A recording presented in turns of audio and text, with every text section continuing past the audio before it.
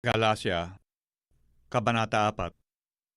Ngunit sinasabi ko na, samantalang ang tagapagmana ay bata, ay walang pagkakaibang anuman sa alipin, bagamat siya ay Panginoon ng lahat.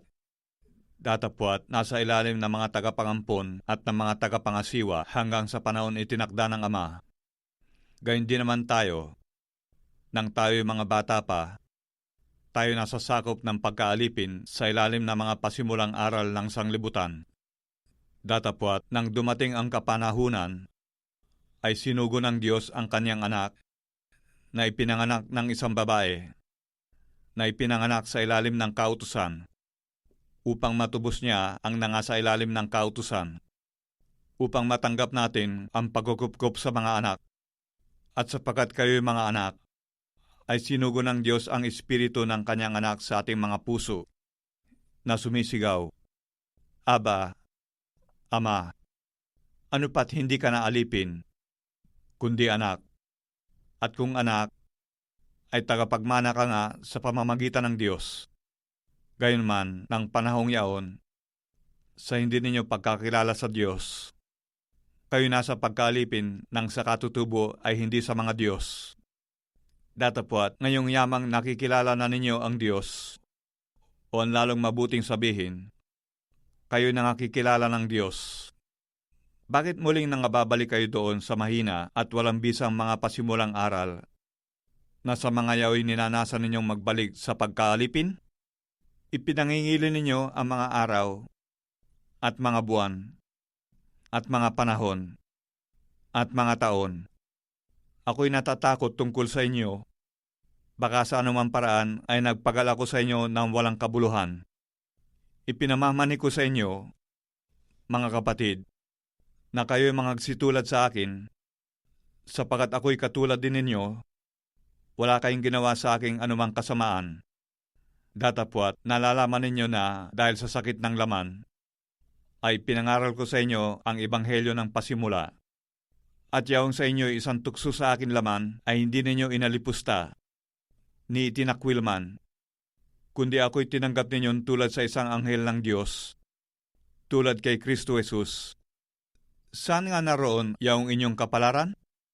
Sapagkat pinatutuhanan ko sa inyo na kung mangyayari, ay inyong dinukit sana ang inyong mga mata at ibinigay sa akin.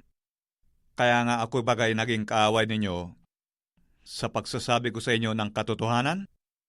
May nangagmamalasakit sa inyo sa hindi mabuting akala, subalit ang ibig nila ay ihiwalay kayo upang ipagmalasakit ninyo sila. Datapwat, mabuti ang ipagmalasakit sa mabuting bagay sa lahat ng panahon. At hindi lamang samantalang ako'y kaharap ninyo, malilit kong mga anak, na muli kong ipinagdarandam sa panganganak hanggang si Kristo ay mabadha sa inyo. Datapwat, ibig kong makaharap ninyo ako ngayon at baguhin ang aking tinig, sapagat ako'y nag-aalinlangan tungkol sa inyo. Sabihin ninyo sa akin, kayo nagsisipagnasang mapasailalim ng kautusan. Hindi ba ninyo naririnig ang kautusan? Sapagkat nasusulat na si Abraham ay nagkaroon ng 2 anak, ang isa'y sa aliping babae at ang isa'y sa babaeng malaya. Gayunman, ang anak sa alipin ay ipinanganak ayon sa laman. Ngunit ang anak sa babaeng malaya ay sa pamamagitan ng pangako. Ang mga bagay na ito'y may lamang isang talinhaga, sapagkat ang mga babaeng ito'y 2 tipan. Ang isa'y mula sa bundok ng Sinai, na nanganganak ng mga anak sa pagkaalipin, na ito'y si Agar. Ang Agar ngang ito ay bundok ng Sinai sa Arabia, at ito'y katulad ng Jerusalem ngayon, sapagkat ito'y nasa pagkaalipin kasama ng kanyang mga anak. Ngunit ang Jerusalem na nasa itaas ay malaya, na siyang ina natin, sapagkat nasusulat, magsaya ka, o baog na hindi nanganganak. Magbiglang umawit at humayaw ka, ikaw na hindi nagdaramdam sa panganganak, sapagkat higit pa ang mga anak ng pinabayaan kaysa mga anak ng may asawa. At tayo, mga kapatid, tulad ni Isaac, ay mga anak sa pangako. Datapwat kung paanong yaong ipinanganak ayon sa laman ay nausig sa ipanganak ayon sa espiritu, ay gayon din naman ngayon. Gayunman, ano ang sinasabi ng kasulatan? Palayasin ang alipin babae at ang kanyang anak, sapagkat hindi magmamana ang anak ng babaeng alipin na kasama ng anak ng babaeng malaya.